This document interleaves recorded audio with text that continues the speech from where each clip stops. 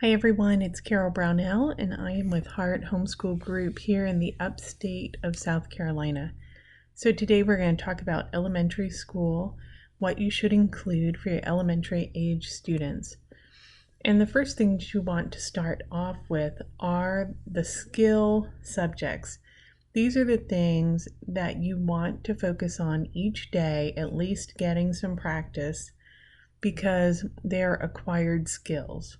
It's not something that you hear one time and you're done.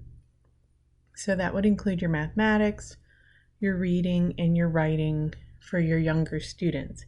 Those are things you want to try your hardest to do each day. A lot of people will start out with them in the beginning of the day, but you don't have to do that.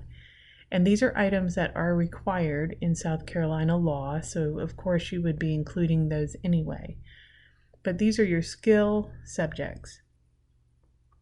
And the next thing you want to include would be subjects that are more content-based. So these are subjects that are not necessarily an item that you're practicing. It would be more like a story or information that the students haven't heard before. And those are content-based. So history and science is still required. That's one of the required items in South Carolina that you need to be doing. You may also want to include something like religion.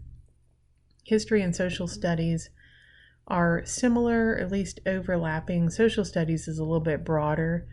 Anything to do with people groups, areas, regions, your community helpers, things like that. And the content subjects are something that you probably will teach each day, even if it's not formally. Most of what you talk about and experience fits into social studies or sciences. So kids are learning these even when you're not teaching them. These are also easy to break up.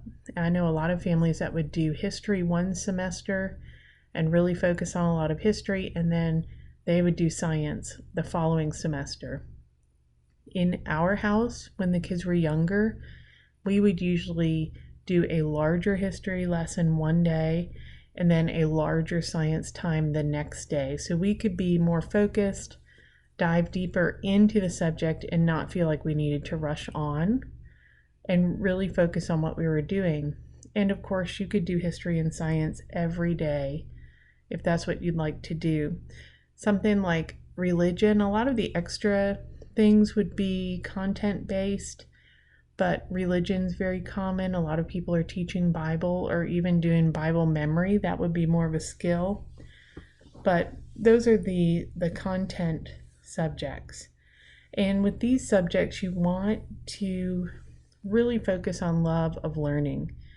Kids may not love practicing math, and they may not love their copy work or writing or practicing those phonics, but try to keep the history and the sciences more fun, more hands-on. This is, if you're able, this is where you can really draw out the love of learning for your kids, and watch that you don't overload them with worksheets or quizzes when they're very young about these things.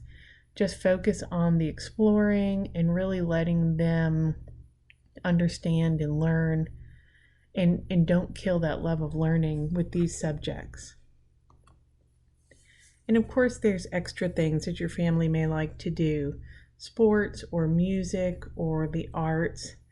Those are skill or content areas, but these are just extra things that you can add in. They're not required by the state, but your family is going to have different things that you enjoy, and you want to expose your children to a wide range of things. Some kids may enjoy computer at this age, so let them experiment. If they find something they really enjoy, they can delve deeper into it. But the truth is, in elementary school, the most important things are learning the writing mechanics, reading mechanics, and mathematics.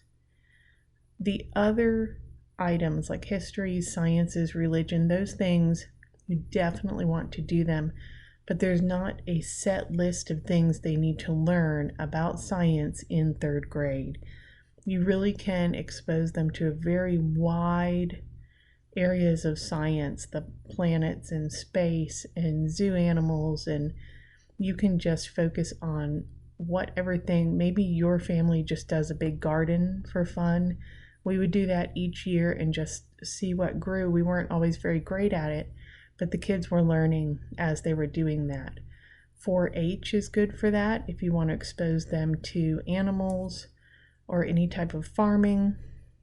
Really just learning a lot and enjoying the learning is the focus. There's not a set number of things in science that students need to learn in third grade or fourth grade.